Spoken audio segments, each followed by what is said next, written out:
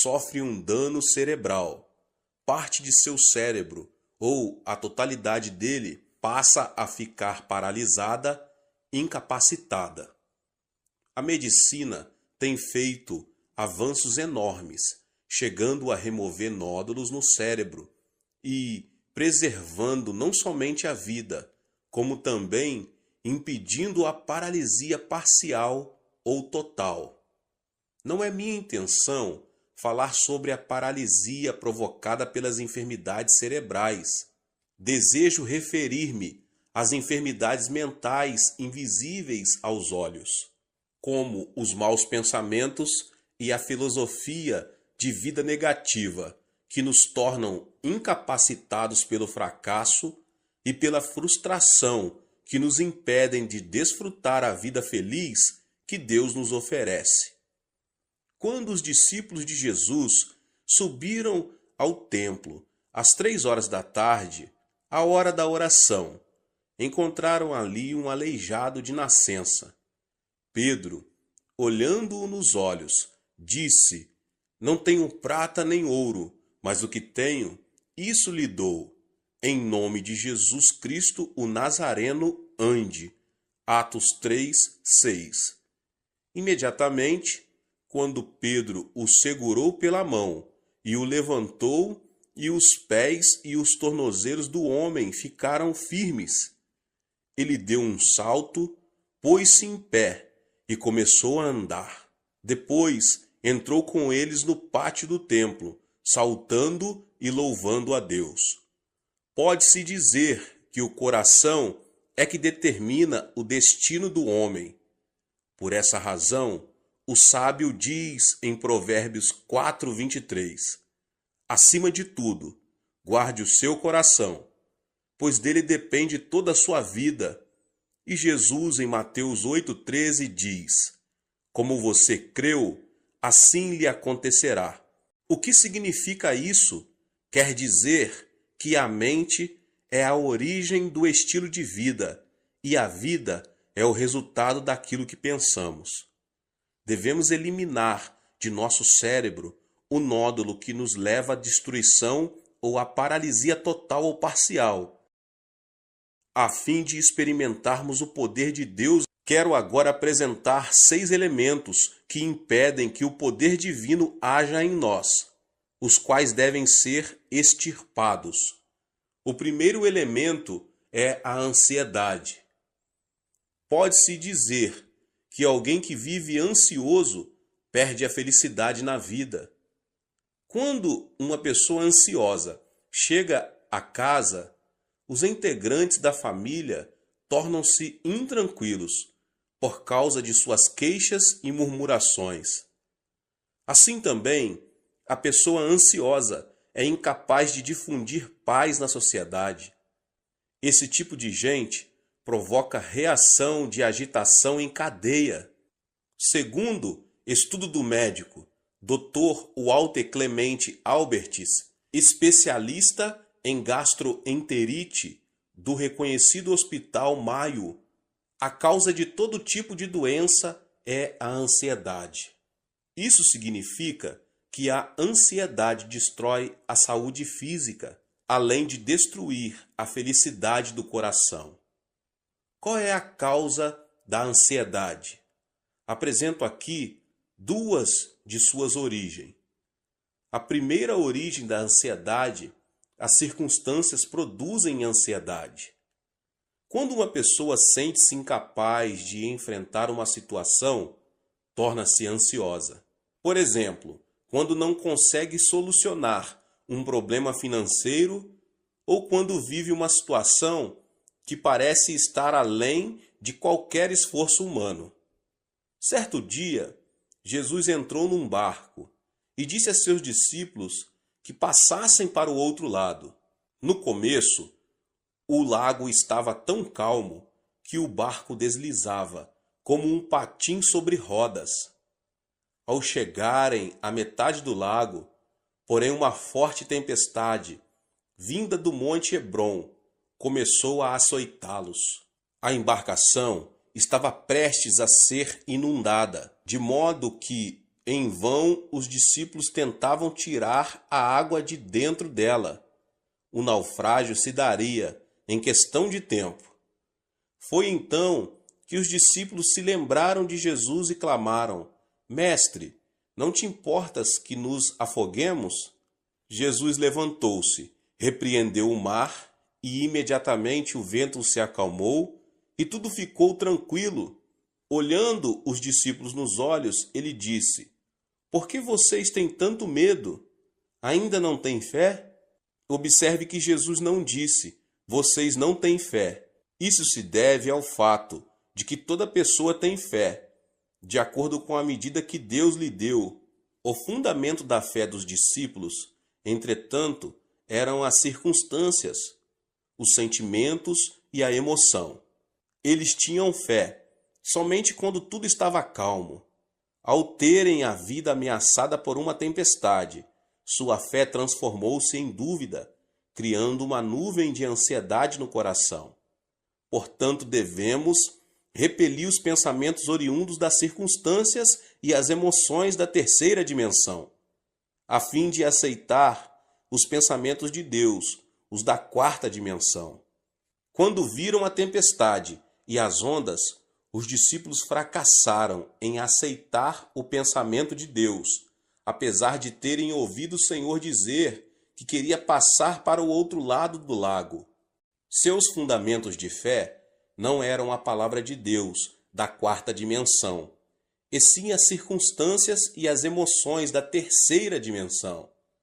Foi por isso que o Senhor lhes perguntou: Onde está a sua fé? A palavra de Deus permanece para sempre e jamais muda. Apegar-se firmemente à palavra de Deus não é outra coisa senão aceitar o pensamento de Deus. Portanto, apesar das circunstâncias, se o fundamento do nosso coração é a palavra de Deus, mediante a fé, podemos estar livres de nossa ansiedade e preocupação. A segunda origem da ansiedade é que o pecado produz ansiedade. Quando peca, a pessoa torna-se ansiosa, porque perde a confiança diante de Deus. O pecado separa o homem de Deus. Quando Adão e Eva pecaram, não puderam permanecer diante dele. Gênesis 3:10 diz: Ouvi teus passos no jardim, e fiquei com medo, porque estava nu. Por isso me escondi. Qual foi a causa do medo? O pecado, sem dúvida. Ao comer do fruto da árvore proibida, Adão e Eva souberam que estavam nus e tiveram medo. Por isso não puderam apresentar-se diante de Deus. Da mesma forma, o homem que comete pecado não tem paz. As Escrituras dizem: Não há paz alguma para os ímpios. Isaías 48:22. Portanto, a consequência do pecado é a ansiedade. Se uma pessoa se sente ansiosa ao sentar-se e ao levantar-se, sua vida será uma ruína.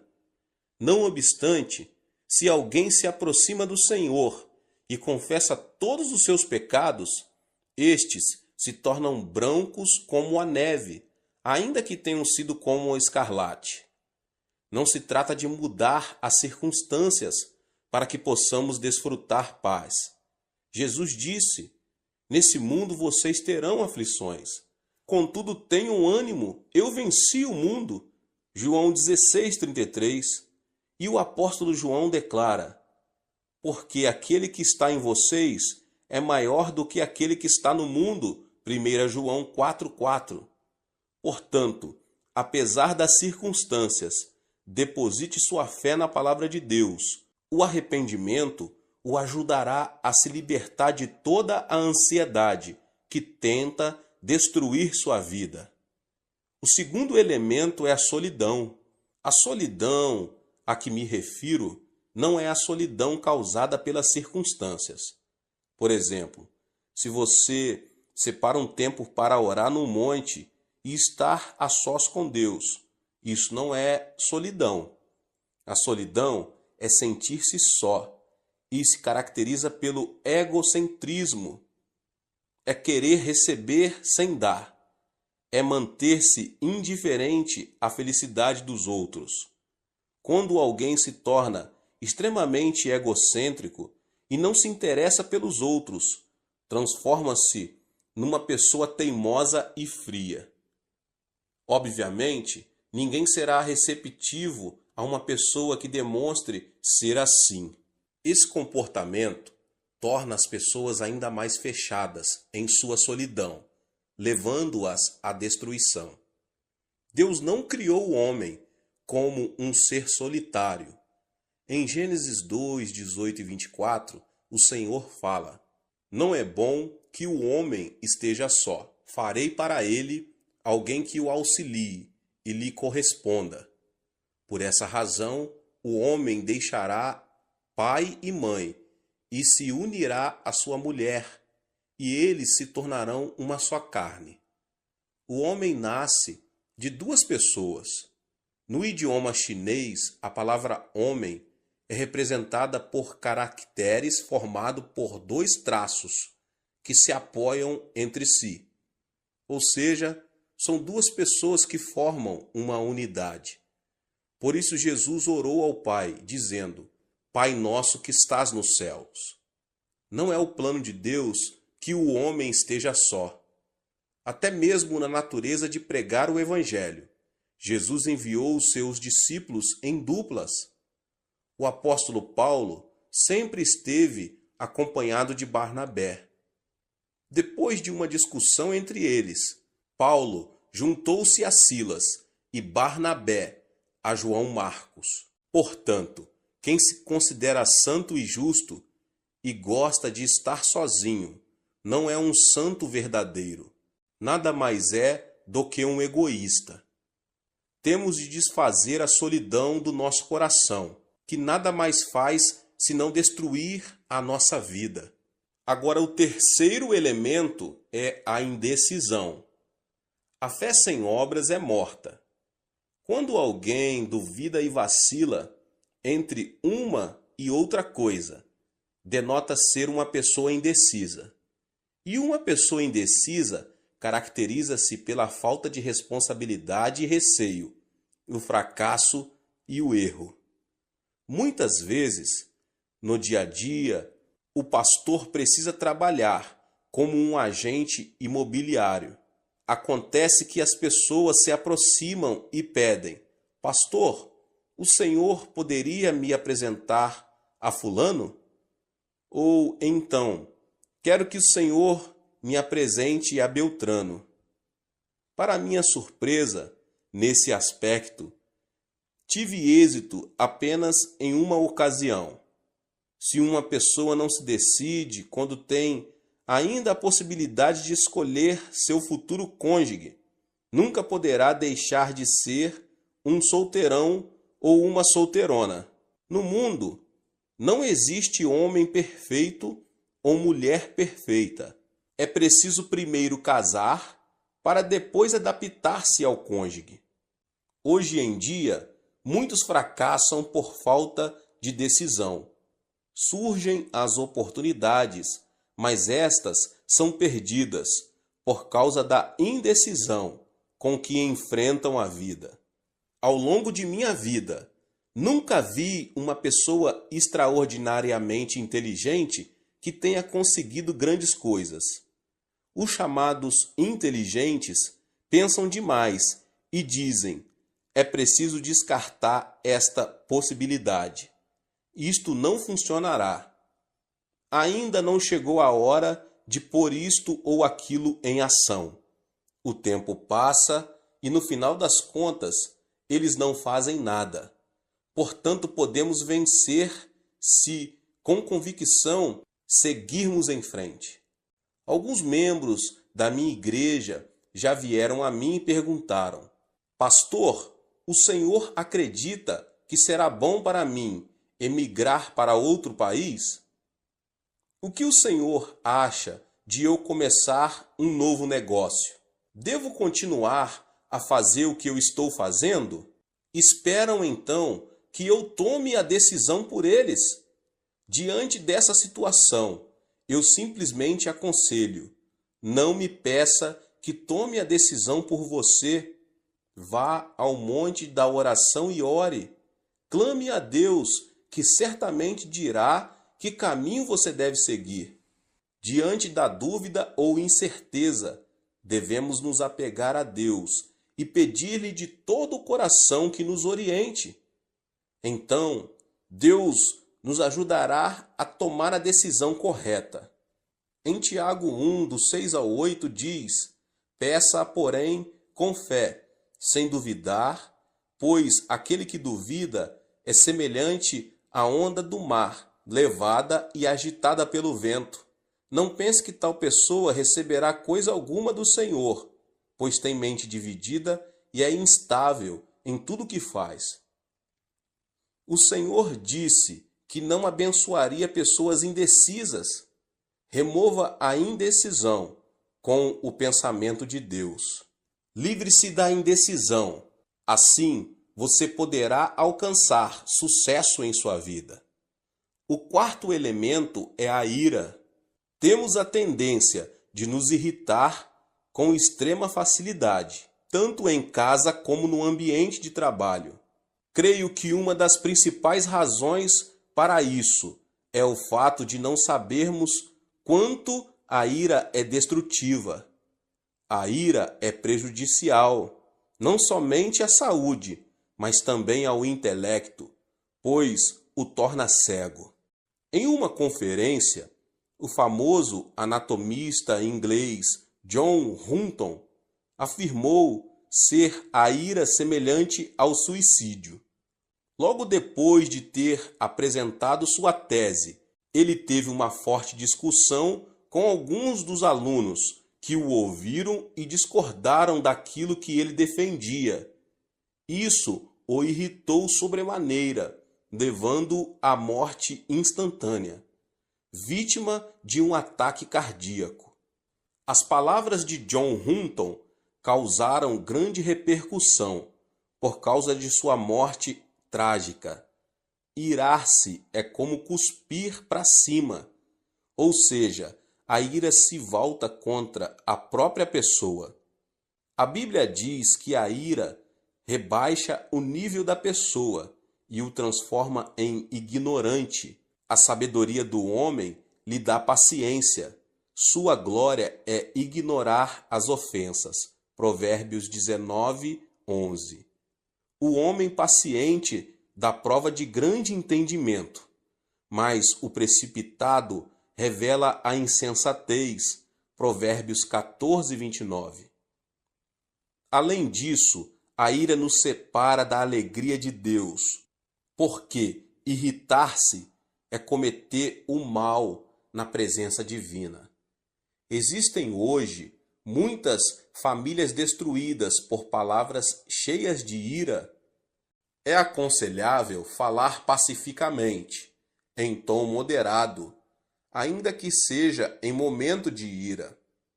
Quando preciso aconselhar pessoas que têm a tendência a se irar facilmente, digo: quando você voltar a se irritar, abaixe a voz e fale devagar. Se a sua esposa cometeu um erro grave, não levante a voz dizendo: querida, porque isso o levará a irar-se ainda mais. Fale em tom baixo e suave: querida. Qualquer pessoa tem a experiência de se ter irritado e depois de algum tempo arrepender-se de haver agido dessa forma. A ira destrói tudo. A ira não traz benefício nenhum à sua vida. Precisamos aprender a preservar e desfazer a ira que nos leva à destruição, e então nos será concedida uma nova manhã. O quinto elemento é a frustração. A pessoa que fracassa e tem pensamentos negativos, que fala de forma negativa e age de maneira negativa, é definitivamente alguém cheio de frustração. Uma pessoa frustrada não vive criativamente, não passa de um pessimista e tem uma autoimagem de desalento e fracasso. No idioma coreano, temos certas expressões negativas que são espontâneas. Dizemos com frequência, morro de, e o pior é que dizemos várias vezes ao dia, e isso mata a alma. Morro de fome, comi até explodir. Morro de felicidade, morro de desânimo, morro por causa da sujeira que existe aqui. Morro de calor, morro de frio. É tão lindo que quero morrer. Pergunta-me se o aprecio tanto, por que quer morrer? E não é só isso. Há canções seculares, cuja letra é também pessimista e frustrante. Deus não nos abençoará se vivermos chorando e pronunciando palavras negativas. A Bíblia diz, e caiu na armadilha das palavras que você mesmo disse, está prisioneiro do que falou. Provérbios 6, 2. Isso sugere a importância das palavras em nossa vida. Portanto, se falarmos palavras negativas, vamos viver sob a sombra da frustração. Tenho recebido muitas cartas que chegam do interior do país. No entanto, se o conteúdo da carta é negativo e frustrante, deixo de responder a ela. Ao contrário, se a pessoa que a escreveu, embora diante de frustração e de um panorama desalentador, denota a esperança, oro por ela e faço tudo o que posso para ajudá-la. Sabe qual é a diferença entre uma pessoa de sucesso e uma pessoa fracassada? As bem-sucedidas não se mostram frustradas diante de um eventual fracasso e logo se colocam em pé novamente. Ao contrário, as pessoas fracassadas denotam frustração, desanimam e cruzam os braços. Aqui está a diferença.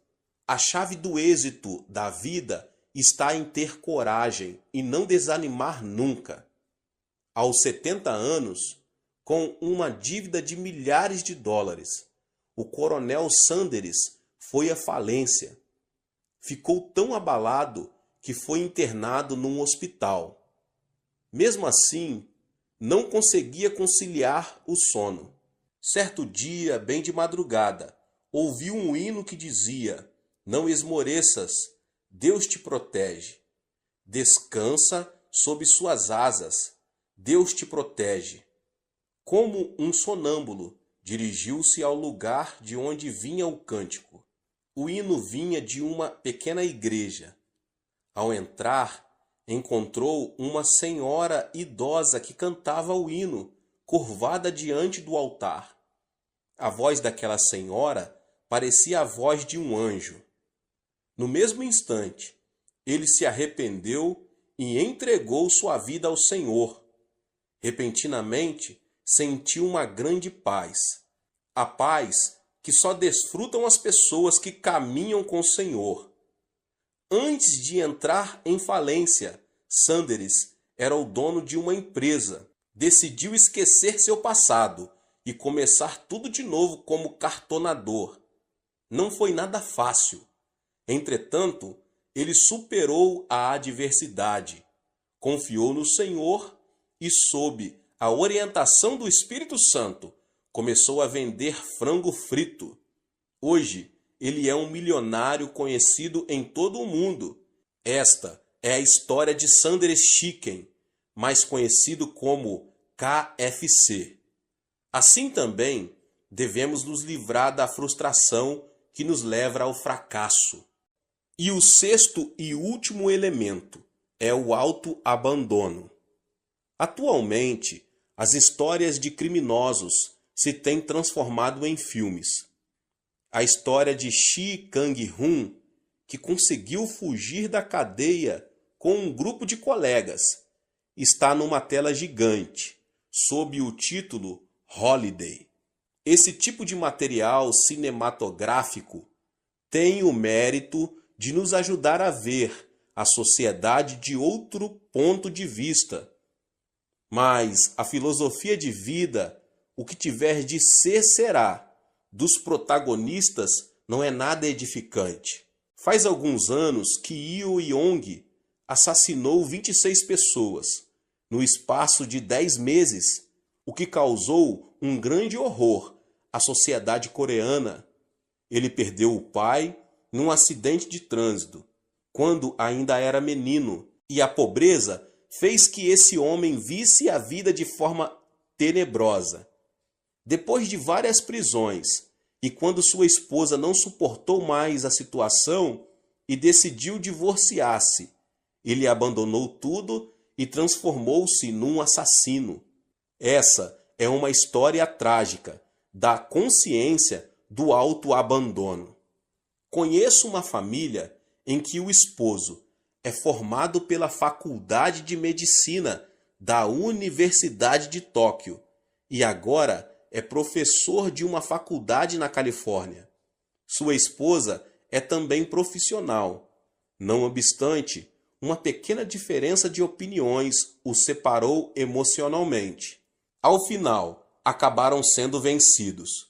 O esposo começou a delirar e pensava que a esposa o queria assassinar. Por isso, dormia com uma faca à sua cabeceira.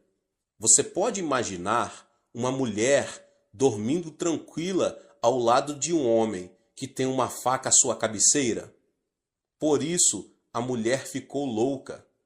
Graças a Deus, a mensagem foi transmitida por meu intermédio e eles aceitaram Jesus como seu Senhor, saíram do autoabandono e finalmente recuperaram a estabilidade familiar. Devemos nos livrar do veneno do autoabandono que destrói a nossa vida. Gênesis 2,15 narra: o Senhor Deus colocou o homem no jardim do Éden para cuidar dele e cultivá-lo. O jardim do Éden não é outra coisa senão o nosso coração. Na antiguidade, a fonte de vida encontrava-se no Éden, mas na atualidade, a fonte de vida se encontra no coração. O Deus que disse ao homem para cuidar do Éden, hoje nos manda cuidar do nosso coração. É necessário que os nossos pensamentos se fundamentem na palavra de Deus, para que o nosso coração seja preservado. Ou seja, o sucesso e o fracasso não dependem do destino. Podemos ser felizes se, mediante o pensamento de Deus, conseguirmos extirpar os 6 tumores do coração, a saber, a ansiedade, a solidão, a indecisão, a ira, a frustração e o autoabandono. Que você possa ter força no Senhor, na palavra de Deus, na oração, conseguir retirar da sua vida, em nome de Jesus Cristo, tudo que atrapalha o poder de Deus, o poder divino de atuar na sua vida. Deus abençoe a vida de cada um dos irmãos que ouviram essa palavra do pastor David Puyong Cho. Se você ainda não é inscrito aqui no canal, se inscreva no canal, ative o sininho das notificações para você não perder nenhum vídeo que são postados aqui todos os dias. Deixe também o seu like e não esqueça de compartilhar essa palavra com as pessoas que você mais ama. Nos vemos nos próximos vídeos. Amém. Ao receber Jesus Cristo como seu Salvador pessoal, seu espírito nasce de novo instantaneamente. Recebe no instante a vida de Deus e nesse mesmo instante seu ser espiritual ganha a vida eterna. Mas sua mente e seus pensamentos devem ser renovados segundo seu espírito renascido. E essa renovação é obra que requer uma vida toda de tempo, energia e luta. Essa renovação é necessária se a pessoa desejar receber adequadamente as palavras remas conhecidas por Deus e agir segundo elas, permitindo que a criatividade poderosa da palavra falada permaneça vital. Lembre-se que nós temos a mente de Cristo. Muitas pessoas experimentam o renascimento espiritual, mas não renovam a mente a fim de verdadeiramente compreender os pensamentos de Deus. Por esse motivo, Deus que neles habita não pode mover-se livremente através do canal de sua vida de pensamento. Permita-lhe dar-lhe um exemplo. Certo dia, meu filho mais velho, que nessa época estava no 4º ano primário, veio procurar-me no escritório. Era evidente que ele queria perguntar-me algo, mas hesitava em fazer a pergunta. Finalmente eu disse: Filho, você está tentando me perguntar alguma coisa. Ele sorriu. Pai, se eu lhe fizer uma pergunta estranha, o senhor vai ficar com raiva? É claro que não vou ficar com raiva, assegurei-lhe. Vamos, diga. Bem, pai, continuou ele, o senhor tem permissão de mentir para a sua congregação? Quando foi que eu menti? Perguntei. Ele sorriu. Já o ouvi, pai, dizer uma mentira repetidas vezes à sua congregação. Eu estava chocado. Se meu filho desconfiava de mim, então quem confiaria em mim? Filho, disse eu, sente-se aqui e diga-me quando foi que eu disse uma mentira. Papai, tantas vezes o Senhor diz à sua congregação que se encontra com Deus, de modo que fiquei curioso. Todo sábado eu ficava fora da porta de seu escritório, ouvindo quando o Senhor preparava seus sermões. E às vezes abria a porta um pouquinho para ver se o Senhor realmente estava conversando com Deus aí. Mas nunca vi o Senhor realmente se encontrando com Deus em seu escritório. Ainda assim, nos domingos, o Senhor sobe ao púlpito e ousadamente declara que se encontrou com Deus. Isso é mentira, não é, pai? Não tenha receio de me dizer a verdade. Sou seu filho. Não vou contar para os outros. Como ele era tão jovem, eu sabia que ele não compreenderia se eu lhe explicasse meus sentimentos com termos teológicos. Senhor, orei, preciso de sabedoria. Como é que posso explicar a esta jovem mente meu relacionamento contigo? Subitamente um pensamento tremendo fluiu de meu coração e olhei para meu filho dizendo: Filho, deixe-me fazer-lhe uma pergunta. Você já viu seus pensamentos? Ele ficou em silêncio por instantes. Nunca vi meus pensamentos. Então você tem a cabeça vazia, respondi. Você não tem pensamentos. Não, pai, eu tenho pensamentos. Eu posso falar porque tenho pensamentos. Mas ressaltei, eu nunca vi os seus pensamentos, meu filho. Como é que o Senhor poderia ver meus pensamentos? Perguntou ele. Eles estão em um lugar no meu cérebro e o Senhor não pode vê-los. Bem, então disse eu ao meu filho, embora você não possa vê-los, você realmente tem pensamentos, não tem? É claro, papai, respondeu ele. Bem, expliquei. Encontro-me com Deus, embora você não possa vê-lo com os olhos. Deus é como seus pensamentos. A Bíblia diz que Deus é o Verbo. Filho, o que é o verbo ou a palavra? O verbo é o pensamento vestido com vocabulário. Se Deus é pensamento vestido com o chinês, o povo chinês compreende os pensamentos de Deus.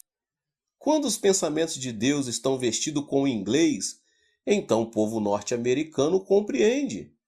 Quando os pensamentos de Deus vêm a nós vestidos em coreano, o povo da Coreia compreende. Filho, encontro-me com Deus ao ler a Escritura, a palavra de Deus, e os pensamentos de Deus tocam meus pensamentos num reino invisível e converso com o Pai Celestial através da palavra de Deus. Deus é como o pensamento. Meu filho imediatamente compreendeu o significado e acenou com a cabeça, concordando. Não posso ver meus pensamentos, contudo sei que os possuo. Sim, Deus é como o pensamento. Não posso vê-lo, mas ele está aí. Estou satisfeito. Sinto muito, papai, por tê-lo compreendido mal. Quando meu filho saiu, levantei-me e louvei ao Senhor. Pai, temia que ele não compreendesse, mas compreendeu. Entretanto, sei que não mais eu, mas o Espírito Santo que me ajudou a ter as palavras com que explicar sua maravilhosa presença. Agora deixe-me fazer uma pergunta. Com que se parece Deus? Deus possui forma? Ele se parece com o ser humano? Como se pode explicar a presença de Deus? Deus é como o pensamento. Se você não tiver nenhum pensamento, então Deus não terá o canal através do qual falar a você. Você não pode tocar Deus com as mãos. Você não pode respirar Deus como se respira o ar. Deus não pertence ao mundo dos sentidos. Você somente pode encontrar-se com Deus através da arena devida de pensamento. Os pensamentos de Deus vêm mediante sua palavra, ou através do seu Espírito Santo. Os pensamentos de Deus tocam os pensamentos e é aí que você se encontra com Ele. De modo que se você não renovar sua vida de pensamento e se não renovar sua mente após a conversão, então Deus não pode realmente manifestar-se a você. Muitas pessoas ainda vivem com suas mentes antigas depois da conversão. Esta maneira antiga de pensar é limitadora. Desta forma, Deus fica limitado pelo tipo errado de vida de pensamento. A fim de andar intimamente com Deus, é preciso que você renove sua mente e seus pensamentos. Se você não renovar seus pensamentos, Deus não pode descer e ter comunhão com você. Deus não habitará em uma mente poluída, assim como peixes e pássaros não permanecem num lago poluído. É preciso que você renove seu pensamento, para que a fé possa surgir através da sua vida de pensamento. A fé simplesmente não surge do seu espírito interior. A fé vem pela cooperação com seus pensamentos, pois a fé vem pelo ouvir, e ouvir pela palavra de Deus. Primeiro é preciso que a pessoa ouça, e através do ouvir, a palavra de Deus chega-lhes aos pensamentos. Mediante a vida de pensamento, os pensamentos de Deus entram em seu espírito e produzem fé. Portanto, se a pessoa não renovar seus pensamentos, não poderá compreender completamente a palavra de Deus. E sem a renovação da mente e sem o ouvir da palavra, a pessoa não pode ter fé, pois a fé vem pelo ouvir a palavra de Deus. E o que ouvimos? Ouvimos pensamentos de Deus. A arena de seu pensar enxerta os pensamentos de Deus e produz fé. Através da fé, Deus pode fluir de você para os outros. A sua vida de pensamento é demasiadamente importante. Você deve renovar sua mente. Há 3 passos que você pode usar para renovar sua mente. E é preciso que você siga a fim de conseguir uma renovação de sua vida de pensamento. E o primeiro passo é mudar seu pensamento de uma atitude negativa para uma positiva. Para termos um exemplo, demos uma olhada em Pedro, o discípulo de Jesus Cristo. Os discípulos de Jesus estavam em um barco no mar da Galileia. Era noite escura e tempestuosa, e as ondas eram tão altas que o barco estava a ponto de virar. Lutavam desesperadamente para manter o barco flutuando, quando repentinamente viram Jesus Cristo, andando sobre as águas, indo em sua direção. Naquela época havia uma crença popular, que ao ver o marinheiro, um fantasma no mar, seu barco afundaria. Por isso, quando os discípulos pescadores viram a Cristo, ficaram paralisados de medo, pensando que seu barco ia afundar e que iriam afogar-se. Mas Jesus falou: "Sou o Cristo, não tenhas medo." Pedro gritou: "Se és tu, ordena que eu vá a ti." Pedro sempre falava sem pensar. Era um homem terrivelmente emocional, mas tinha o dom da audácia, de modo que Deus o usou. Cristo então disse que ele fosse. Ao ouvir esta ordem, imediatamente aceitou a palavra de Jesus e seu pensar foi renovado. Humanamente falando, Pedro jamais poderia andar sobre as águas, mas ao aceitar a palavra de Jesus Cristo, imediatamente sua mente foi renovada. Pedro mudou seu pensar de uma atitude negativa para uma positiva. Pedro jamais acreditaria poder andar sobre as águas, mas ao ouvir o mandamento de Jesus e aceitar essa ordem, mudou seu pensamento. Creu que podia andar sobre as águas, mudou seu pensamento, e os homens sempre agem de acordo com seus pensamentos. Quando Pedro renovou seus pensamentos, quando creu que podia andar sobre as águas, agiu de acordo com isto e saltou fora do barco. A noite continuava escura e tempestuosa, e as ondas muito altas, mas Pedro arriscou audazmente sua vida, lançando-se ao mar pela fé, e começou a andar sobre as águas. Os milagres sempre seguem uma mente renovada. Quando percebeu que podia andar sobre as águas, Pedro enfrentou as ondas. Seus pés molhavam-se com a espuma. Deu passo sobre a crista das ondas. Estava andando sobre as águas. Mas subitamente olhou a seu redor. Viu os negros vales criados pelas ondas e começou a voltar a seu antigo modo de pensar. Olhem para mim, pensou ele. Não sou eu um ser humano? Estou andando sobre as águas e não podemos fazer isso. Nós, os seres humanos, devemos andar na terra, não na água. Não sou um peixe, mas olhem para mim. Estou andando sobre as águas. Isso está errado. É-me impossível fazer isto.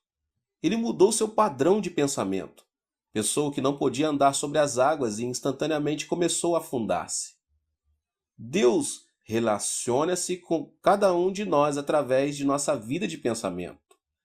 Quando Pedro recebeu a palavra rema de Cristo, renovou seu pensamento e por isso pensou que podia andar sobre as águas e andou. Mas ao mudar seu pensamento e pensar ser isto impossível, imediatamente começou a afundar-se. Este é um conceito muito importante, pois segundo o pensar dos homens também será sua ação. Se você pensa ser um rei ou uma rainha, agirá como rei ou como rainha. Se você pensa ser indigno e não ter valor nenhum, então agirá como se fosse indigno e que não tem valor nenhum. De modo que é vital que renovemos nossos pensamentos e pensamentos positivamente. Permita-me ilustrar este ponto com um exemplo real. Conheci certa vez um médico que se dizia ateu. Muito sofri por causa dele. Por muito tempo ele se opôs ao meu ministério, desafiando minha fé, atacando minhas palavras e crenças. Então um dia esse médico sofreu um derrame e ficou paralítico. E por causa de sua paralisia, ia morrer lentamente. Então o médico veio à minha igreja pedindo que eu orasse por sua cura. Muitas pessoas se gabam de seus pontos de vista ateus. Entretanto, quando essas mesmas pessoas experimentam a noite escura e se encontram com as ondas tempestuosas, seu ateísmo toma-se muito fraco. De modo que esse médico veio à minha igreja e orei por ele. Ele recebeu a oração da fé e levantou-se de sua cadeira e saiu andando com passadas fortes. Todo mundo batia palmas e gritava louvando a Deus. No domingo seguinte, foi à igreja andando sem ajuda de ninguém. Novamente pediu que eu orasse por ele, mas eu estava culpado demais e não pude orar. Ao ver que eu não podia orar pessoalmente por ele, mudou seu modo de pensar. Seus pensamentos regrediram e ele voltou ao seu antigo estado. Por não poder receber a oração da fé, tornou-se descrente de novo.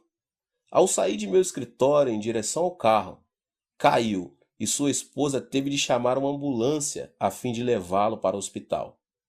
Regrediu por ter mudado seus pensamentos. O poder de Deus o deixou, e assim como Pedro começou a duvidar e afundar-se no mar da Galileia, assim o fez o médico, perdendo-se para seus temores e de novo tornando-se paralítico. Os pensamentos são importantes, de modo que não negligencie em renovar sua vida de pensamentos. Seja totalmente positivo em seu pensar. Não pense negativamente. Deus é luz e nele não há treva alguma. Não há nada negativo em Deus, pois em Deus só reside o positivo. Coisas positivas estão acontecendo. De modo que, para ter comunhão com Deus, é preciso que você renove sua mente e pense positivamente.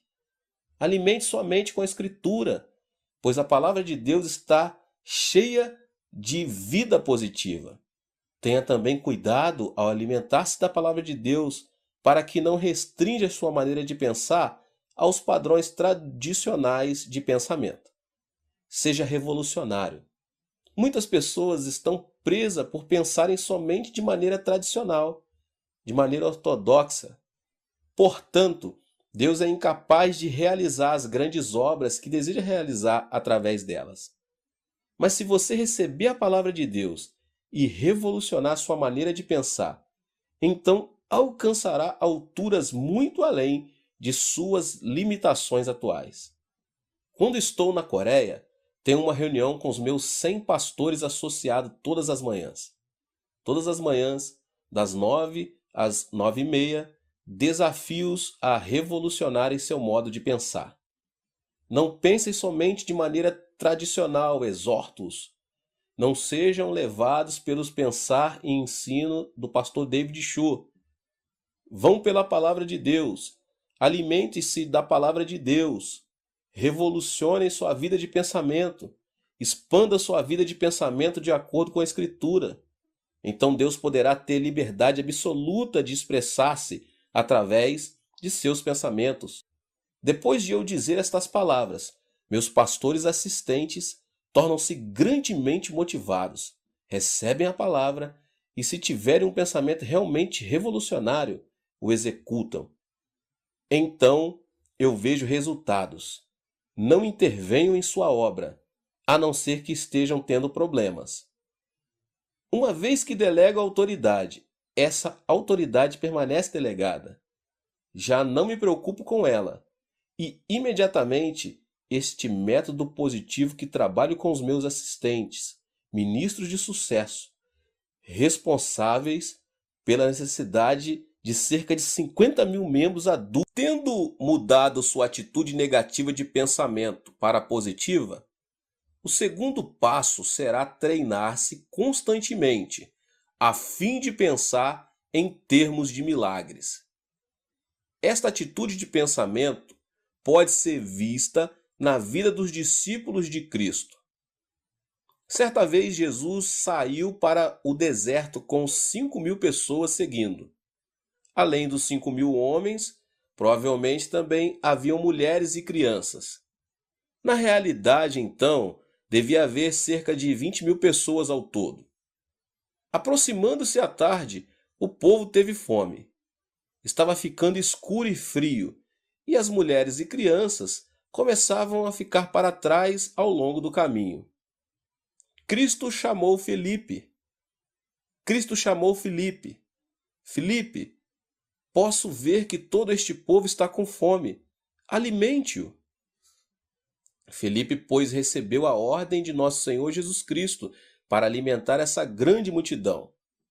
Se fôssemos apresentar este acontecimento em termos de hoje, podemos muito bem imaginar Filipe tentando organizar uma comissão para estudar a maneira de alimentar este povo todo. Podemos vê-lo recrutando membros para sua comissão.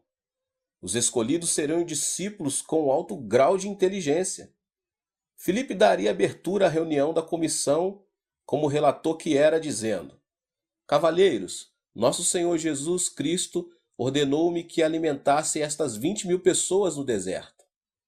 Assim, nossa comissão tem a responsabilidade de encontrar uma maneira viável de fazer tal proeza. Os senhores têm alguma ideia? Certo indivíduo levantaria a mão, e depois de Filipe ter lhe dado a palavra, diria: Você não sabe que estamos num deserto? Não estamos no centro de Jerusalém.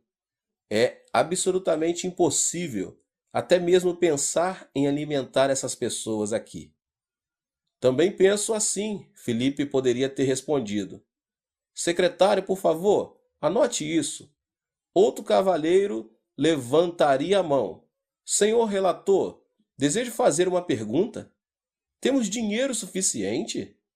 Precisaríamos de pelo menos 200 denários para alimentar uma pequena parte desta multidão. Temos dinheiro suficiente? Não, responderia Filipe. Não temos nenhum centavo. Bem, então o Senhor está louco pensando alimentá-los, retorquiria o homem. Sim, concordo com você, responderia Filipe. Senhor secretário, anote isto também. Um terceiro cavalheiro tomaria a palavra. Senhor relator, sabe de alguma padaria que pode produzir pão suficiente para este povo de uma vez só? Não, diria Filipe. Não conheço padaria alguma por essas redondezas. Bem, então levaria semanas para alimentar esse povo e isso é impossível. Sim, concordo com você, diria Filipe. Senhor secretário, anote isso também. Então outro discípulo falaria: desejo expressar minha opinião também, senhor relator. Como vem, já está ficando tarde. Por que não os espalhamos, dizendo-lhes que vão e encontrem um lugar onde passar a noite e comer? Então seria concluída a reunião e Filipe juntaria a informação conseguida. Mas esta informação seria somente de natureza negativa e impossível. Informação que iria contra os ensinos de Jesus Cristo e que se oporia diretamente à sua ordem. Filipe então iria informar Jesus, mas ao começar a falar, André chegaria com 5 pães e 2 peixinhos. André, exclamaria Filipe, deixe de brincadeira. Você tem 5 pães e 2 peixinhos para alimentar 20.000 pessoas. Você perdeu o juízo. Mas André não lhe deu resposta. Simplesmente trouxe os 5 pães e os 2 peixinhos a Jesus. Jesus, isto não é suficiente para alimentar tanta gente, mas o trouxe de qualquer maneira. André tinha ouvido a ordem de Jesus. Sua mente aceitou o mandamento, e, embora duvidasse, trouxe a Cristo o alimento que encontrou. André possuía o planejamento da possibilidade e, mediante seu pensamento, apanhou a visão de Cristo. Então Jesus abençoou o pão e os peixes, multiplicando-os, e a grande multidão foi alimentada. Todos os cristãos pertencem a Cristo, mas em Cristo há 2 escolas de pensamento, a escola de Filipe e a escola de André.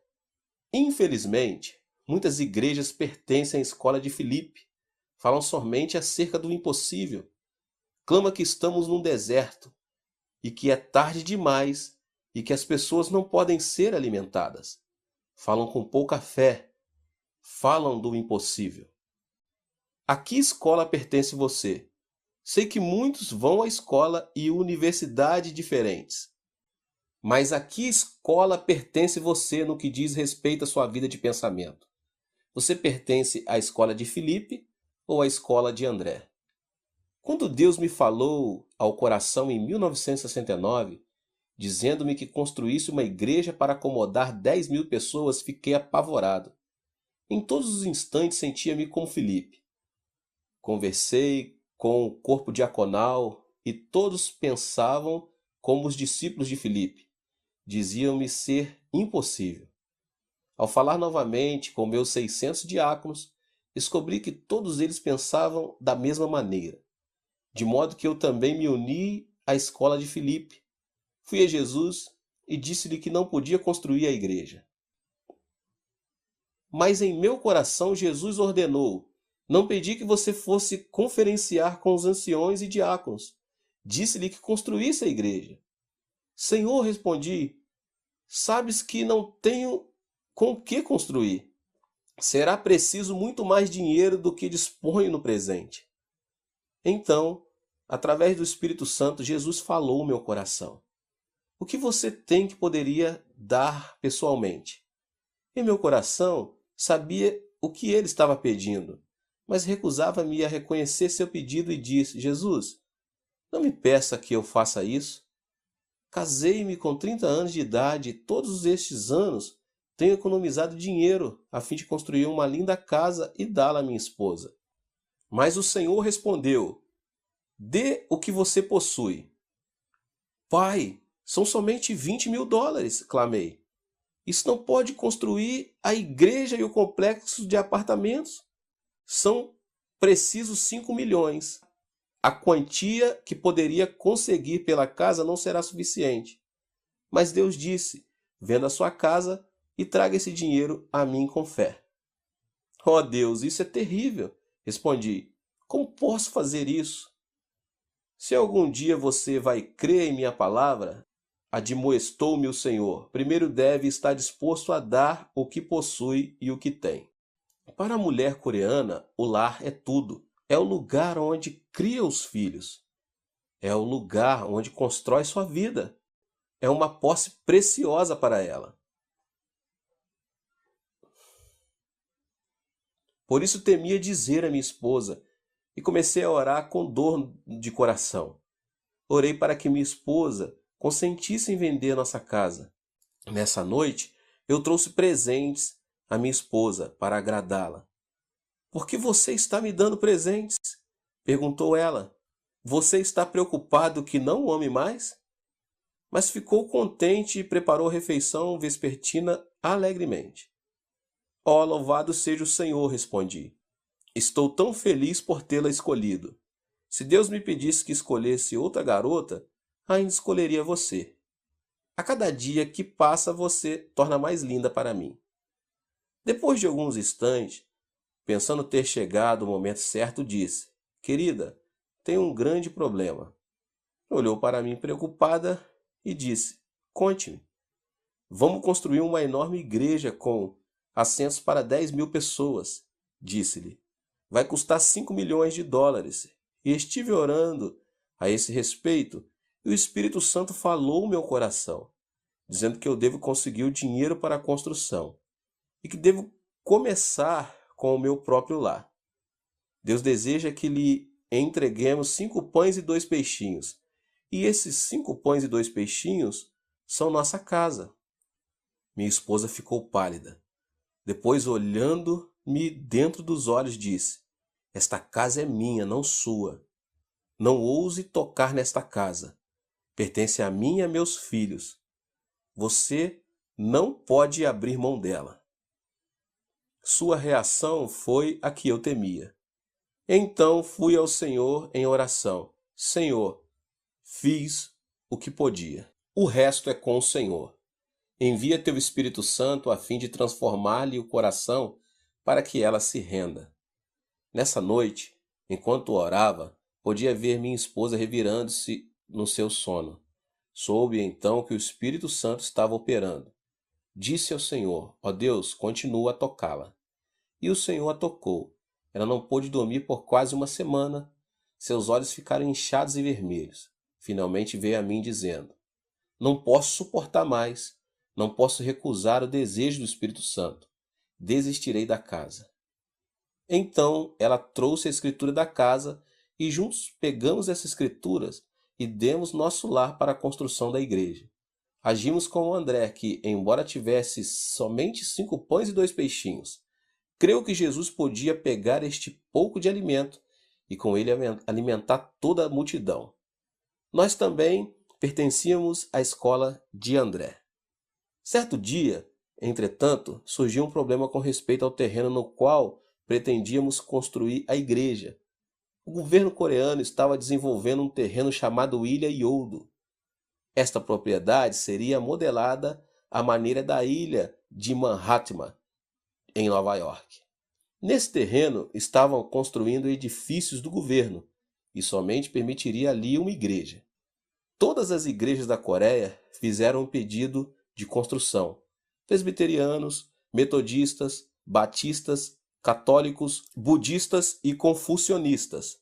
Todos esses pedidos foram examinados e entregues ao Congresso para a decisão final. Eu também fiz um pedido.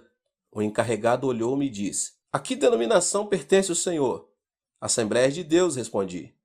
O senhor quer dizer aquela onde gritam louvores a Deus de uma maneira alta e barulhenta?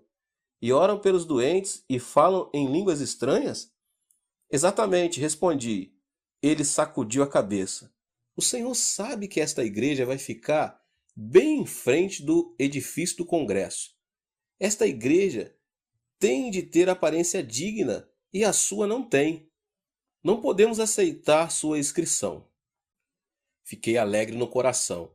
Contudo, pois isto me daria a desculpa de não construir a igreja. Voltei ao Senhor em oração. Senhor, tu ouviste o que ele disse. Não ouviste? Não temos dignidade suficiente para construir aqui. Você pode levar ao Senhor toda a desculpa que puder arranjar, mas o Espírito Santo sempre tem a resposta. O Espírito Santo respondeu dizendo: quando foi que lhe disse que pedisse permissão para a construção? Então não tenho de fazer a inscrição? Perguntei.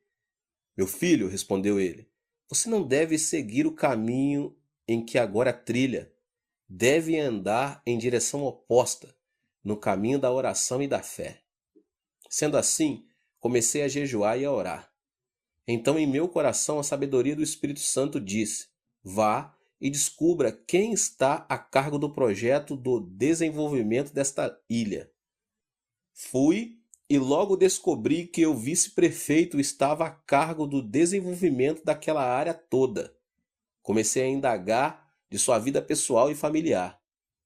Depois descobri que a mãe dele era membro da igreja presbiteriana. Portanto, fui visitá-la, orei com ela e ela recebeu o batismo no Espírito Santo. Então começou a assistir à minha igreja. Na Coreia, a sogra tem muito poder e autoridade sobre a nora. Disse a esta senhora que trouxesse a sua nora para a igreja, dizendo-lhe: sua nora tem de ser salva.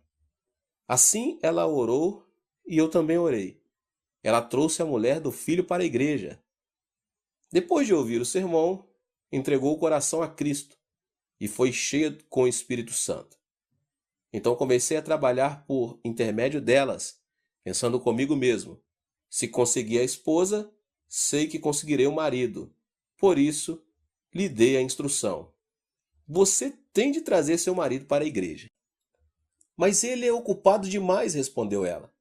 Você não quer que ele vá para o inferno, não é mesmo? Perguntei com severidade. Portanto, traga-o para a igreja. Quando afinal ela o trouxe à igreja, preguei uma mensagem poderosa. Embora não olhasse diretamente para o rosto dele, estava em verdade pregando para ele. E miraculosamente ele entregou o coração para o Senhor.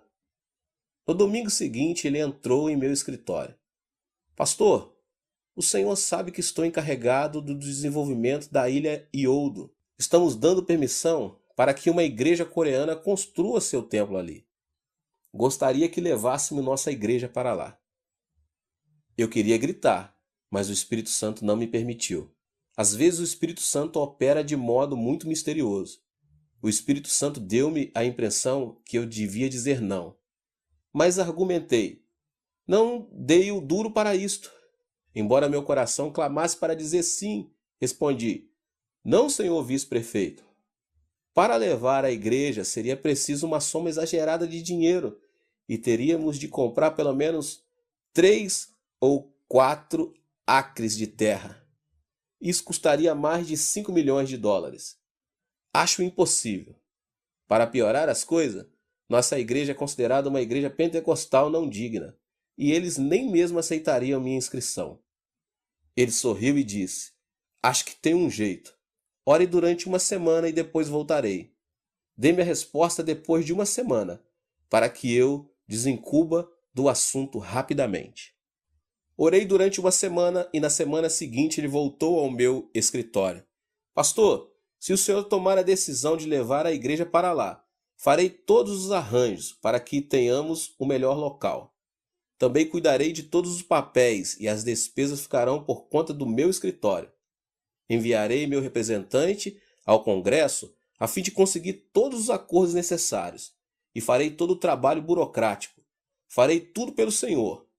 Garanto-lhe que conseguirá o terreno. Mais que isso, farei todos os arranjos para que a igreja compre o terreno a crédito. Então o Espírito Santo disse-me ao coração: grite. Senhor vice-presidente, disse eu, aceito.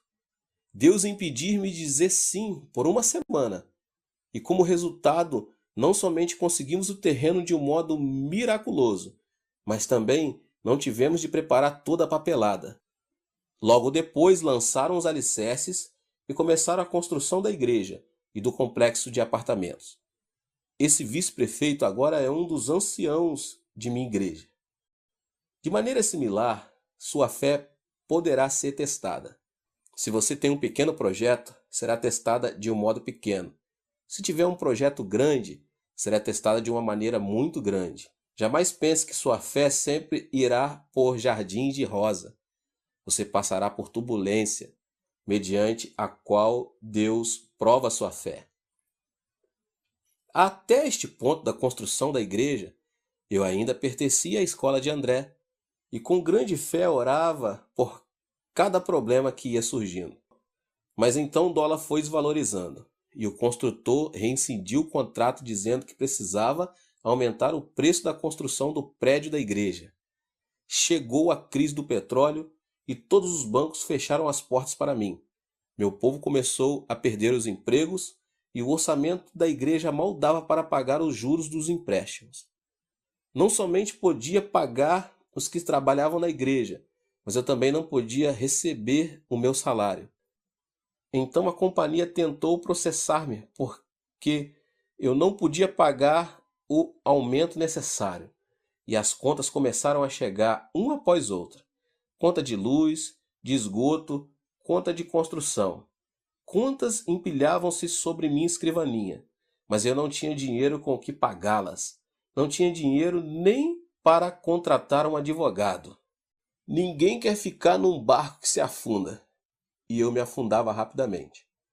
Uma vez que tínhamos vendido nossa casa e não tínhamos para onde ir, levei minha família para um apartamento inacabado, no 7º andar do complexo de apartamento da igreja. Não tínhamos águas encanada nem aquecimento, e estava fazendo muito frio. Todas as noites eu ia para o apartamento vazio, e todas as noites tremíamos de frio. Não tínhamos alimentos, e tudo parecia tão escuro. Estava chegando ao fundo, logo me tornei um discípulo de Filipe. Disse a mim mesmo: sim, cometi um erro. Eu nunca deveria ter acreditado em Deus dessa maneira. Devia ter pensado com o padrão tradicional. E não devia ter começado a andar sobre as águas. A coisa toda a respeito da fé é falsa. Todas as vozes que eu ouvi em minha vida de oração devem ter sido vozes da minha própria consciência e não do Espírito Santo. Sim, cometi um erro. Comecei a ter comiseração de mim mesmo. As pessoas começaram a deixar minha igreja. Todos os relatórios eram negativos. Minha família até mesmo começou a ter dúvida a meu respeito. Tudo parecia impossível. Eu estava cansado e com fome. É isso aí, disse eu. É o fim. Esta é assim chamada vida de fé. Vou pôr fim à minha vida. Vou matar-me, continuei. Vou morrer. Mas não desejo ir para o inferno. Tenho trabalhado para ti, Senhor, todos estes anos, e pelo menos devia receber alguma coisa em troca. Se o inferno for pior do que isto, por que devo ir para lá? Não posso viver num mundo como este. Vou suicidar-me. Mas por favor, Deus, aceita minha alma e envia-me para o céu. O impacto da oração foi mais poderoso do que eu pensava.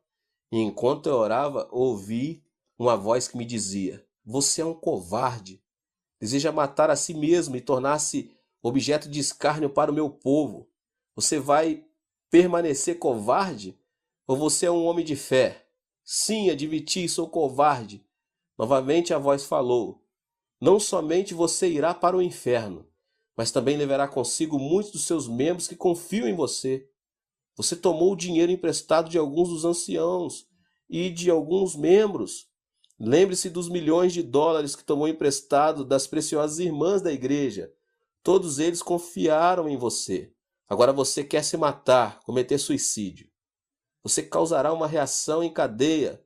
Por causa da sua covardia, muitos perderão a fé, terão lares desfeitos e alguns também cometerão suicídio. Que repercussão você fará sentir no mundo cristão? Estas palavras derramaram-se em meu coração. Caí de joelhos chorando. Ó Deus, então o que posso fazer? Por que não me deixas morrer? Deus respondeu: Você não pode morrer, pois precisa perseverar. Precisa ter todas as dívidas pagas. Todas as dívidas do povo devem ser saldadas. Levantei-me, deixei o 7º andar e fui para o meu escritório. Ajoelhei-me e clamando chorando. As novas de minha condição desesperada começaram a espalhar-se entre o povo. Subitamente experimentaram o reavivamento da fé, inclusive os que tinham saído da igreja. Salvemos nosso pastor, clamaram. Salvemos o homem de Deus. Assim teve início um grande movimento chamado Salvemos Nosso Pastor. Era um inverno muito frio e não tínhamos aquecimento, mas as pessoas começaram a lotar, os milhares. O primeiro andar da igreja inacabada, milhares também oravam e jejuavam muitos dias em seguida. Clamavam e oravam. Salvem o homem de Deus, salvemos nosso pastor. Então Deus começou a mover-se. A senhora cortava os seus longos cabelos, trazia no altar a fim de fazer perucas que podiam ser vendidas. Certo dia, em uma cena especialmente comovedora, uma senhora de 80 anos de idade, que não tinha filhos, nenhum sustento, mal podendo viver com a ajuda do governo, veio à plataforma chorando e tremendo. Ela trazia uma tigela de arroz, 2 palitos e uma colher. Em pé, chorando, disse: Pastor, quero vê-lo sair desta situação. Quero vê-lo receber ajuda, pois seu ministério foi uma bênção tão grande para mim por tantos anos. Quero fazer algo, mas não tenho dinheiro. Eis tudo o que tenho: esta velha tigela, esses 2 palitos e esta colher. Desejo dar tudo para o serviço do Senhor. Posso usar papelão como prato e posso comer com as mãos. Meu coração foi despedaçado. Senhora, disse eu, não posso aceitar essa oferta. É tudo que a senhora tem. A senhora precisa desses utensílios a fim de tomar suas refeições. Não os posso aceitar. Ela começou a chorar dizendo: Será que Deus não aceitaria este presente de uma velha que está a morrer? Será que ele não aceitaria? Será que isso não poderá ajudá-lo muito? Sei que isso não poderá ajudá-lo muito, mas desejo dar algo. Subitamente, um industrial levantou e disse: Pastor, quero comprar esses objetos. Ele pagou quase $30.000 pela tigela velha, 2 palitos e uma colher. Isso acendeu o fogo. As pessoas começaram a vender suas casas espaçosas e a mudar para apartamentos pequenos. Houve jovens casais que deram todo o salário de 1 ano para a igreja, decidindo a viver pela fé. Esse grande movimento deu resultados. Logo o dinheiro começou a chegar e pude pagar os juros do empréstimo. Os bancos começaram a abrir as portas para mim. O que é mais espantoso, em menos de 1 ano tudo começou a se encaixar nos seus devidos lugares. Paguei todas as dívidas e ficamos livres até 1973.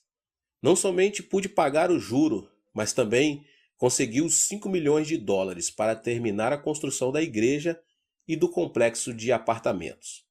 E Deus novamente provou que a escola de André é melhor. Que pensar em termos de milagres é ter pensamentos que Deus deseja que tenhamos. Muita gente pensa que quando temos fé tudo vai fluir facilmente e encontraremos poucos problemas. Mas é importante lembrar que tal não acontece.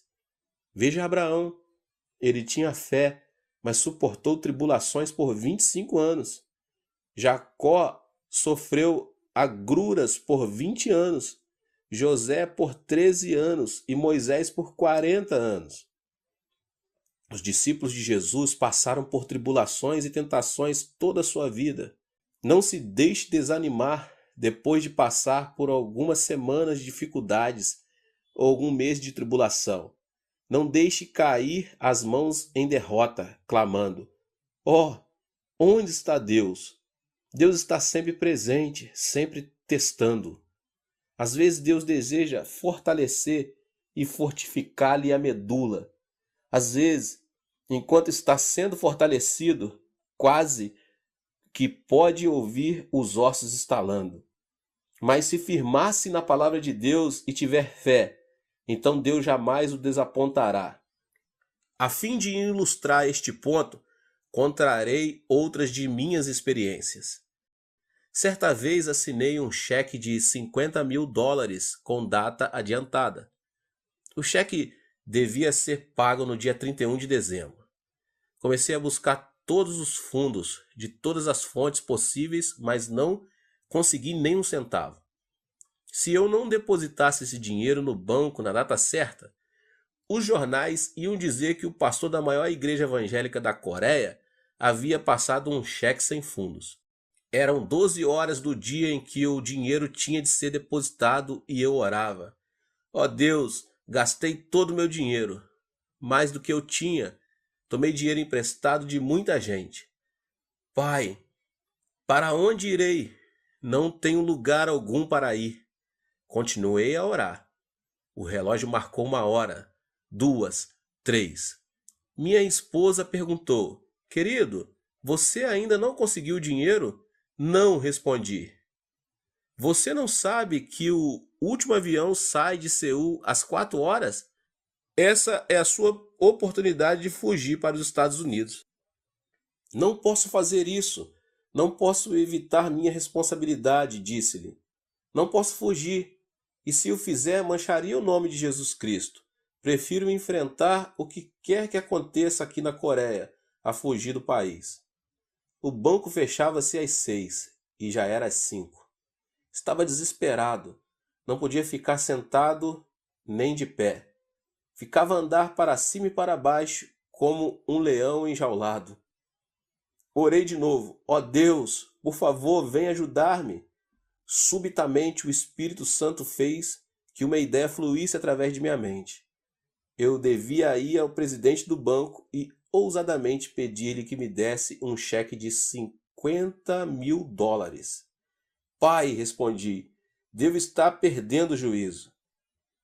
Esquentei tanto a cabeça que devo ter sobrecarga demasiada. Não tenho nada para dar em garantia ou hipotecar. Não preenchi nenhum pedido de crédito. E tu queres que eu vá ao presidente do banco e peça um cheque de $50.000? Isso não faz sentido algum." Mas o Espírito Santo insistia: "Sim, realizo as coisas que não pertencem à ordem natural percebida pelos homens. Vá e faça o que lhe digo." Chamei meu tesoureiro: "Senhor Park, por favor, quer ir ao banco comigo? Vou pedir um cheque de $50.000 ao presidente." Ele olhou para mim e começou a rir. "O senhor realmente perdeu o juízo, não é? Hoje é dia 31 de dezembro. São 5 horas e o senhor não tem encontro marcado com ele. E deve existir uma fila enorme esperando para vê-lo. Além disso, não temos capital algum, nenhum avalista, nem garantia de ninguém. Não preenchemos nenhum formulário. É loucura. Eu não vou com o senhor. Se o senhor deseja passar por bobo, que vá só. Eu não vou." "Está bem", disse-lhe. "Vou com a mente renovada." Você fica com a sua mente tradicional. Entrei no carro e corri para o banco. O estacionamento estava lotado, mas consegui entrar em uma vaga e estacionei o carro. Entrei no banco. Humanamente falando, não tinha nenhuma oportunidade de falar com o presidente. O escritório da secretária dele estava cheio de gente. "Querido Espírito Santo", disse eu, "vim até aqui. Por favor, dá-me mais instruções." O Espírito Santo respondeu: "Ande corajosamente. Seja audaz. Haja como se fosse uma pessoa importante." Não preste atenção a ninguém mais, mas entre direto no escritório do presidente. De modo que me fiz de valente e caminhei com toda resolução. A secretária me viu e disse: Senhor, aonde vai? Olhei diretamente em seus olhos sem dizer nada. Ela perguntou de novo: Quem é o senhor? Tem encontro marcado com o presidente? Qual é o seu nome? De repente tive uma inspiração. Venho da parte da mais alta autoridade, respondi. Eu queria dizer que vinha da parte de Deus, mas ela entendeu que eu vinha da parte do presidente da Coreia, porque na Coreia o presidente é chamado de a parte mais alta autoridade. Pensando que eu fosse um emissário especial do presidente, ela mudou de atitude, tornou-se toda amabilidade e me disse: De da parte mais alta da autoridade? Então pode entrar. Dirigindo-se às pessoas que estavam esperando, disse: Deixe-no esse senhor passar. Ela mesmo levou-me à frente de todos os outros, até o escritório do presidente. Ao transpor a porta, orei de novo: Querido Espírito Santo, cheguei até aqui. Agora o que devo fazer? O Espírito Santo veio sobre mim, assim como tinha vindo sobre outros homens de fé, e senti-me forte e audaz. O Espírito Santo continuava a repetir: Você é um filho do rei, uma pessoa importante. Continue a agir como o grande personagem que é. Assim entrei ousadamente, sentei-me no sofá e cruzei as pernas. O presidente do banco entrou, veio para mim com a mão estendida, perguntando sorridentemente: Que tipo de negócios o senhor tem? Com que propósito veio? Será que o conheço? Não respondi a essas perguntas, mas disse: Senhor, vim aqui com um projeto tremendo e vou fazer-lhe um grande favor. Um favor? Perguntou ele, estranhando. Sim, se o senhor me fizer um pequeno favor, posso trazer-lhe 10.000 contas novas para o princípio do ano. Disse-lhe: 10.000 contas novas? Exclamou ele. Apanhe o telefone e peça informações a meu respeito. Sou o Dr. Yong Cho, pastor da maior igreja evangélica da Coreia. Nossa igreja possui mais de 10.000 membros e tenho grande autoridade sobre todos esses cristãos. Posso fazer com que todos se transfiram suas contas para o seu banco no ano que vem. Far-lhe-ei esse tremendo favor se o senhor me fizer um pequeno. Ele chamou a secretária e pediu que fizesse as averiguações necessárias. Quando todos os dados foram confirmados, o presidente dirigiu-se a mim dizendo: Qual o favor que posso prestar-lhe? Dê-me um cheque de $50.000, disse-lhe. Não tenho tempo de preencher todos os papéis, mas o senhor é um homem de negócio e eu estou no negócio do rei. Muitas vezes, um homem de negócio assume um grande compromisso sem nada, guiado somente por sua fé e confiança de que tudo sairá bem. Quando se trata de pequenos negócios, temos de usar assinaturas e papeladas, mas quando se trata de grandes negócios, passamos por cima dessas coisinhas e confiamos que o negócio seja coroado de êxito. Se o senhor for um grande homem de negócio, e creio que o seja, então fará isso por mim. O presidente chamou o vice-presidente que disse: O senhor não pode fazer isso. Estará colocando o pescoço na guilhotina. Não são simplesmente $5.000. São $50.000. Ele não tem garantia nem avalista. O senhor não pode fazer isso. Se o senhor não fizer, interrompi, então tenho outros lugares onde ir. Eu podia fazer esse favor ao banco de Shu Henk. O homem assentou-se sacudindo a cabeça.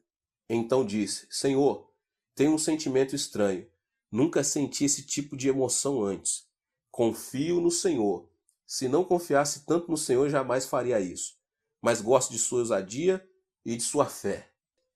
Ao assinar este cheque, estarei colocando toda a minha carreira e vida em suas mãos. E será a primeira e última vez que o farei. Mas desta vez exporei meu pescoço. Traga-me um cheque de $50.000. Disse ele ao vice-presidente. Confio que o senhor cumprirá sua promessa, disse-me ele enquanto preenchia um cheque de $50.000 de sua conta pessoal. Ao sair do escritório, com o cheque nas mãos, parecia que eu tinha 3 metros de altura. Uma vez mais eu estava na escola de André. Depositei o dinheiro justamente às 6 horas, enquanto o banco se fechava, e me salvei. Muitas vezes Deus opera até o último instante. Uma vez que você renove sua mente e aprenda a andar com Deus, então deve persistir até o último momento. Não se deixe apavorar. Renove sua vida de pensamento. Não fique restringido pelo pensar tradicional. Estude a palavra de Deus. Esse é o livro-texto com o qual você pode renovar a mente e enchê-la. Esta é uma pregação com a qual você pode renovar a sua mente e enchê-la de pensamento positivo e aprender a pensar em termos de milagres. O terceiro passo para uma mente renovada é que ela seja orientada para o êxito. Você deve permear sua mente com a consciência da vitória e com uma abundância de consciência. Deus jamais falha, de modo que se você estiver recebendo os pensamentos de Deus, sempre terá êxito. Deus jamais perde uma guerra, Ele é o vencedor eterno. Você deve ter a consciência da vitória. Deus jamais tem falta de coisa alguma. Você deve ter a abundância da consciência. Esta conscientização é importante. Se você tiver a conscientização da enfermidade, pobreza, doença e fracasso, Deus nunca poderá operar. Deus é o seu socorro, sua abundância, seu êxito. Deus é sua vitória. Se duas pessoas não estiverem de acordo, como poderão trabalhar juntas? Para andar e trabalhar com Deus, você deve, pois, enxertar os tipos de consciências de Deus à sua própria. Renove sua mente. Pense constantemente em termos de sucesso, vitória e abundância. Tendo renovado completamente seu processo de pensamento, então receberá a palavra rema de Deus. Ousadamente, assimile a palavra de Deus em sua vida de pensamentos. Por meio da oração, produza fé. Por meio da fé, poderá andar com a cabeça erguida. Ore somente para o Senhor. Embora não possa sentir nada, embora possa não tocar nada, embora seu futuro possa parecer escuro, ainda assim não tenha medo. Você está vivendo pelo conhecimento revelado. Está vivendo com novos pensamentos. Pensamentos de Deus, pensamentos de sua palavra, a Bíblia. Jesus Cristo é o mesmo ontem, hoje e para sempre. Deus, Jeová, jamais muda. A palavra de Deus jamais cai ao solo sem cumprimento. Não podemos viver só de pão, mas da palavra de Deus. Somos os filhos justificados de Deus e devemos viver pela fé. Em Jesus Cristo não há diferença de cor ou raça. Todos nós pertencemos a uma única raça, a raça de Jesus Cristo. Vivemos pelo seu pensar. Portanto, renove sua mente e reeduque sua vida de pensamentos. Pense grande, tenha grandes objetivos. Você tem uma única vida para viver. Por isso, não se arraste no pó. Não viva com a consciência de fracassos. Sua vida é preciosa para o Senhor. Você deve alguma boa contribuição a este mundo. Jesus Cristo habita gloriosamente em cada cristão. Portanto, você tem recursos inesgotáveis em seu íntimo. Cristo é tão poderoso hoje quanto foi há 2000 anos atrás. Você pode renovar seu pensamento enxertando os pensamentos de Cristo em seu coração, pensando positivamente, pensando em termos de milagres, desenvolvendo uma orientação ao êxito, à vitória e a uma consciência de abundância. Isso dá-lhe o fundamento do qual ver a palavra de Deus em sua mente, renovando por completo. Então você verá ocorrer grandes milagres. Efésios 3:20 diz: Ora, aquele que é poderoso para fazer infinitamente mais do que tudo quanto pedimos ou pensamos, conforme o seu poder que opera em nós. Chamo a isto de a lei de pensar e pedir. Muitas pessoas pensam que receberão pelo simples pedir, Deus dá resposta mediante sua vida de pensamento, infinitamente mais do que tudo quanto pedimos ou pensamos. O que você pensa? Você pensa pobreza? Você pensa doença? Pensa impossibilidade? Pensa negativamente? Pensa fracassos? Se orar dessa maneira, Deus não terá o canal pelo qual fluir. Qual é a sua vida de pensamento? Você renovou sua vida de pensamento? Deus está disposto a trabalhar abundantemente em sua vida, mas será por seu meio de renovação de seus pensamentos. Você deve ler a Bíblia, não a ler por costume ou prescrição religiosa. Não ler a Bíblia propondo novas formas legalistas de viver. Não leia a Bíblia por tradição histórica. Leia para alimentar a sua mente e mudar, portanto, toda a ordem de seus pensamentos, para renovar totalmente sua vida de pensamentos. Encha o seu pensamento com a palavra de Deus. Então Deus poderá fluir livremente através de sua vida e fazer por seu intermédio grandes coisas para a sua glória. Deus abençoe a todos. Esse foi o término aqui desta série. Não se esqueça aqui de se inscrever no canal, ativar as notificações. Que Deus te abençoe grandemente, poderosamente, em o nome de Jesus.